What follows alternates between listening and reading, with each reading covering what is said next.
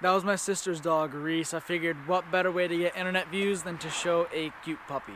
What's going on, guys? My name is Nick and welcome back to Olson Auto.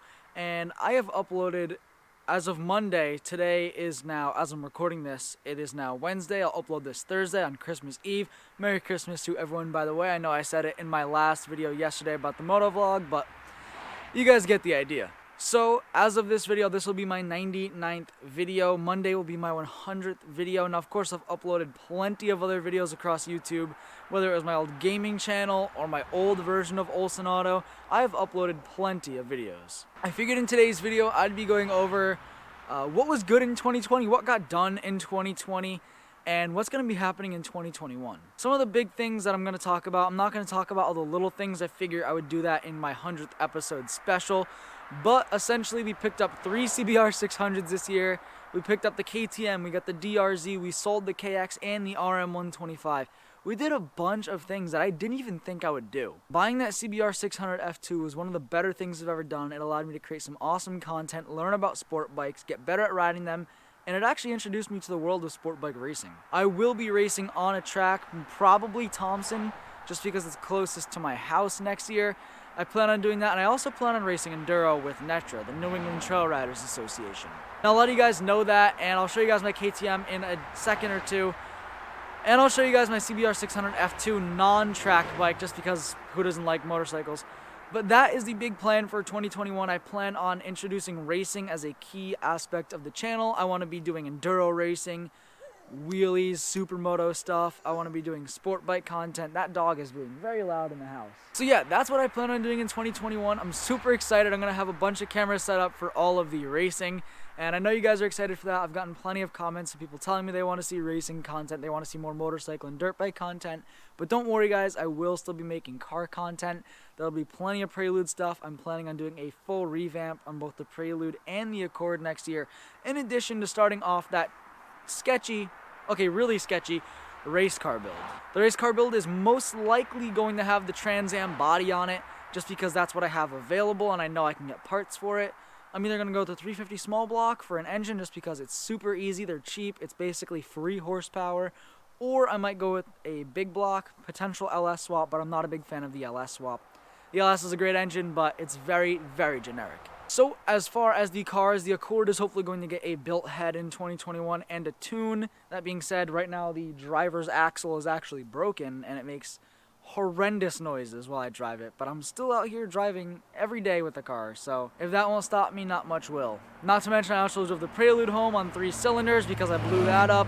In the process of rebuilding that right now, don't you guys worry about that. The Prelude needs to get its head rebuilt as well. It needs to get that one valve replaced. Now, a smart man with money would replace all of the valves, lap them, and do the whole head. I am neither smart nor do I have money, so I'm going to be replacing that one valve with my spare motor parts, so I'm sure that'll end well. Like I said, guys, for this car, I plan on doing a tune and a built head. I want this to be a naturally aspirated build for a while.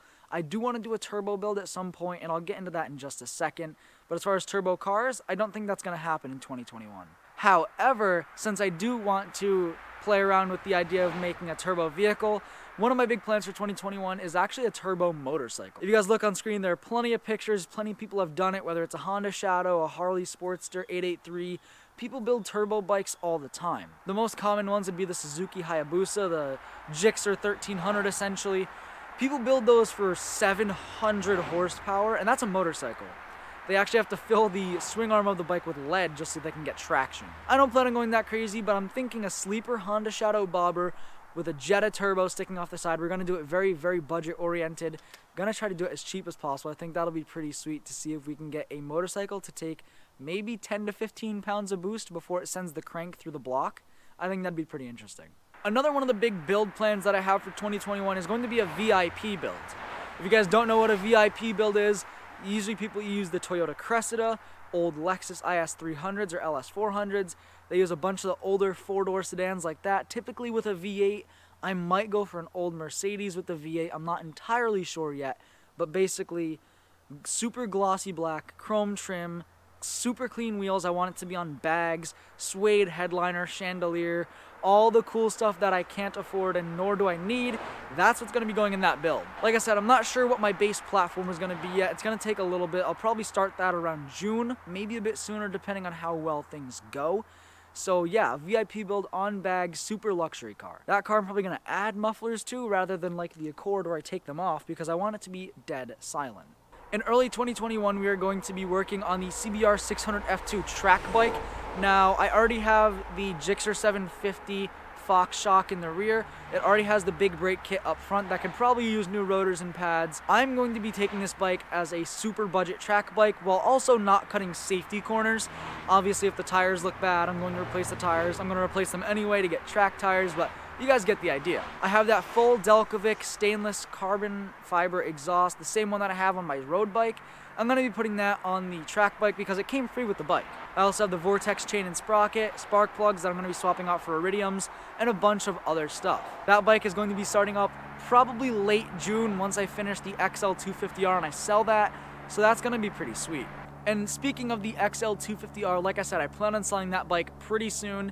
Once I get it done, I have a bunch of parts that should be showing up within the near future, I'd say a week or two. I know the Postal Service is super backed up right now, so I'm not too upset about it, but hopefully the last parts I need will be showing up, finish up that build, get everything bolted up, take it for a few rides, make sure she's reliable, have some fun with it, and then sell it. I'm going to be using the money from that to go ahead and fund all of my racing addictions, whether it be the track car, the race car that I got for free, or if it's going to be the track bike or the KTM. I know the KTM needs a pipe right now. That's the big thing holding it back. Would be bar clamps, handlebars itself, bark busters, a pipe, and a few other little things like grips, donuts for the grips because you get really bad blisters if you don't get them. A bunch of little things like that. My clutch purchase snapped.